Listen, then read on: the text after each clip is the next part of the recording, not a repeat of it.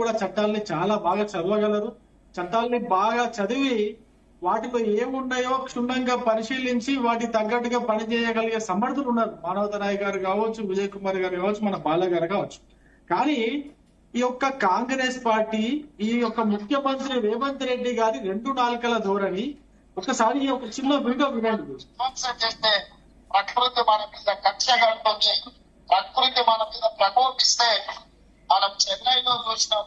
ఈ ప్రకృతిని విధ్వంసం చేయొద్దు అని చెప్పేసి అంటున్నటువంటి ముఖ్యమంత్రి రేవంత్ రెడ్డి గారు, ప్రకృతిని విధ్వంసం చేయొద్దు అని చెప్పేసి అదేదో ఒక దేశం ఇంకో దేశం మీద దాడి చేయడానికి పోయినట్టు అన్ని 70-80 బుల్డోజర్లు వేసుకొని ఆ ప్రాంతాల్లో ఆ యూనివర్సిటీ కాంపౌండ్ వాళ్ళు కూలగొట్టి మరీ దాడి చేసి ఆ యొక్క ప్రాంతాన్ని ఆక్రమించుకునే ప్రయత్నం రేవంత్ రెడ్డి గారు చేసినారు. ఇది మనం భారతదేశంలో ఉన్నాము.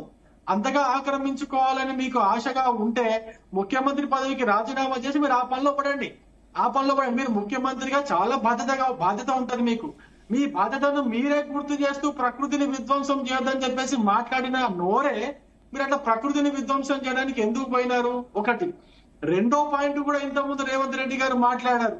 మనకు తెలంగాణలో ఉన్నటువంటి భూములన్నీ కూడా మన తాతలు ముత్తాతలు ఇచ్చినటువంటి ఆస్తి, ఆ తాతలు ముత్తాతలు ఇచ్చినటువంటి ఆస్తులని ఇక్కడే అమ్ముకుంటూ పోతే మనకు రేపు పొద్దున శ్మశానాలకు కూడా స్థలం దొరికినటువంటి పరిస్థితి వస్తుందని చెప్పినటువంటి రేవంత్ రెడ్డి గారు. మరి ఈ యొక్క భూమిని ఎందుకు అమ్ముకుందాం అనుకుంటున్నారు? ఎందుకు అమ్ముకునే పరిస్థితి తీసుకొని వచ్చినారు? మీరు ఒక చిన్న ఎగ్జాంపుల్ చెప్తా. బీఆర్ఎస్ ప్రభుత్వము ఈ ఫార్మాసిస్ కోసము ఒక 12,000 ఎకరాల భూమిని సేకరించింది. ఇక్కడ హైదరాబాద్ పక్కన మామిడిపల్లి అవతల 12,000 ఎకరాల భూమిని సేకరించింది. మీరు అధికారంలోకి వచ్చిన తర్వాత ఏం చేసినారు? దీన్ని డీసెంట్రలైజ్ చేయాలా? ఒకటే దగ్గర ఈ ఫార్మాసిస్ పెడితే కరెక్ట్ కాదు. అభివృద్ధి ఒకే ప్రాంతానికి కాదు, మొత్తం రాష్ట్రం మొత్తం కూడా అభివృద్ధి జరగాలని చెప్పేసి మీరు 4 జిల్లాలు ఎంచుకున్నారు. ఆ 4 జిల్లాల్లో భాగంగా మీ యొక్క ఉమ్మడి మహబూబ్నగర్ జిల్లాలో మీ కొడంగల్ ప్రాంతంలో లగచర్లలో భూసేకరణ కోసం పోయి మీరు అప్పుడు చెప్పినటువంటి మాట ఏంటి? అన్ని ప్రాంతాలు అభివృద్ధి చెందాలి కాబట్టి అన్ని చోట్ల మేము ఇదొక లగచర్ల భూములాగా ఫార్మాసిటీ కోసం భూములు సేకరిస్తున్నాం. మీరు అన్ని మంచి మాటలు చెప్పి అన్ని మంచి ప్రకృతి విధ్వంసం చెప్తారు, తాతల ఆస్తి అని చెప్తారు, శ్మశానాలు కూడా దొరకవని చెప్తారు, అభివృద్ధి అన్ని ప్రాంతాలకు చెందాలని చెప్తారు. మళ్ళీ చెప్పేదేమో శ్రీరంగ నీతులు, దూరేదేమో అదేదో కొంపలన్నట్టుగా ఇటువంటి పనులు ఎందుకు చేయడము? ఇప్పుడు హెచ్సి భూములే దొరికినాయా? మిగతా చోట భూములు లేవా? భూములు చాలా ఉన్నాయి. మీరు అభివృద్ధి చేయాలనుకుంటే చాలా భూమి ఉంది తెలంగాణ, మీరు అభివృద్ధి చేయొచ్చు. కేవలం అమ్ముకోవాలా, దాంట్లో నుంచి కొంచెం దోచుకోవాలా, మా అధిష్టానానికి కొన్ని సూట్ కేడు పంపించాలనుకుంటే మాత్రం మీరు ఇదే పద్ధతి కొనసాగించండి. మేము పోరాటం చేస్తాం. మిమ్మల్ని అమ్మనీయము, మిమ్మల్ని కదలనీయము. తెలంగాణ ప్రజలు మీ పైన మీరు చేసే మాటలు చూస్తే మీ పైన ఉమ్మేస్తారు. మీ మాటలకి మీ చేతలకి కొంచెమైన పొందనుందా? ఉమ్మేసి మాట్లాడతారు, నవ్వుకుంటారు. ఇదే విధంగా చేస్తే మిమ్మల్ని రేపు పొద్దున తరిమేస్తారు కూడా, తెలంగాణ రాష్ట్రం నుంచి తరిమేస్తారు. మీరు ఇదే విధంగా చేయండి. నేను ఇంకో విషయం కూడా చెప్తున్నా. బాలగారు మిత్రుడు బాలగారు మాట్లాడుతూ బాగుంది, బాలగారు మీ యాక్టివిజం చాలా బాగుంది, మంచి విషయాలు చెప్పారు, చాలా మంచి విషయాలు చెప్పారు, కాదనట్లేదు. కానీ మీరు నాకు తెలిసి ఏదైనా ఆర్గనైజేషన్ లో మెంబర్ ఉన్నారో మీకు తెలియదు.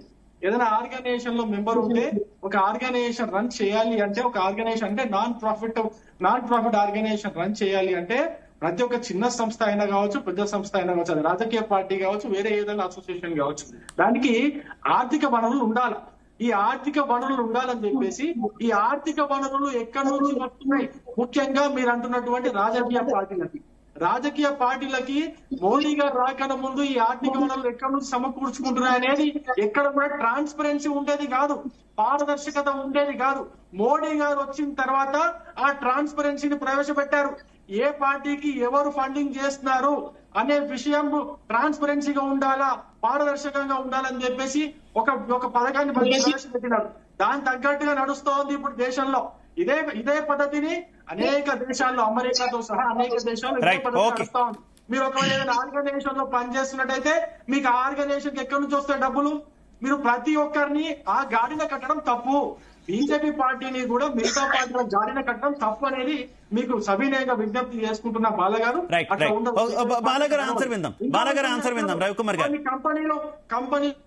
కంపెనీలో ఒక ఆస్తులు భూములు అమ్ముతున్నారన్నట్టుగా మీరు మాట్లాడారు. కంపెనీలో చాలా కంపెనీని పోస్ట్ ఆఫీస్ తో సహా ఎల్ఐసి, హెచ్ఏఎల్, ఆర్బిఎల్, ఆర్సిఎల్ ఇట్లా ఎన్నో కంపెనీని, రామగుండం ఫెర్టిలైజర్ కంపెనీ ఇట్లా ఎన్నో కంపెనీలు రిజనోవేట్ చేశారు. మోడీ గారు రిజనోవేట్ చేశారు. రైతులకు కావాల్సినటువంటి బాలగారు ఆన్సర్ విందాం రవికుమార్ గారు. బాలగారు ఆన్సర్ విందాం రవికుమార్ గారు. మాట్లాడితే బాగుంటుంది బాలగారు. వస్తాం మానవతరాయ్ గారు. బాలగారు తరఫున నేను మీ దగ్గరకు వస్తాను. కొంచెం తెలుసుకొని మాట్లాడండి. రైట్ బాలగారు. ఓకే, ఫస్ట్లీ ఆయనకు ఆన్సర్ ఇస్తాను రవి గారికి. రవి గారు, నేను స్టార్టింగ్ చెప్పాను, ఐఎమ్ ఏ పొలిటికల్ కన్సల్టెంట్. నేను 200 పొలిటికల్ పార్టీలను రిజిస్ట్రేషన్ చేసిన, దాని బైలాస్ ఏంటి, ఫండ్ ఎలా వస్తుంది, ఎలా మీకు ఇంకో విషయం తెలుసో తెలీదో, మీ నరేంద్ర మోడీ గారి గవర్నమెంట్ వచ్చిన తర్వాత ట్రాన్స్పరెంట్ రాలా. ఎలక్షన్ కమిషన్ ఆఫ్ ఇండియా పుట్టినప్పటి నుంచి 1950 నుంచి ప్రతి political party every year returns వేస్తుంది. అది తెలుసుకోండి ఫస్ట్. ప్రజలకు చెప్పేటప్పుడు ఎప్పటి నుంచో ఉన్నాయి, మీరు వస్తే రాలేదు. There is a rules, there is transparency ఎప్పటి నుంచో ఉందండి. రవి గారు, మీకు తెలీదు, మీరు తెలుసుకోలేదు, మీరు చదువుకోలేదు. అండ్ యువర్ పొలిటికల్ పార్టీ చాలా మార్పులు తెలియదని చెప్పండి. ఎవరి ట్రాన్స్పరెన్సీ లేదని ఆర్టీఐ అప్లికేషన్ ట్రాన్స్పరెన్సీగా ప్రతి ఒక్క నిమిషం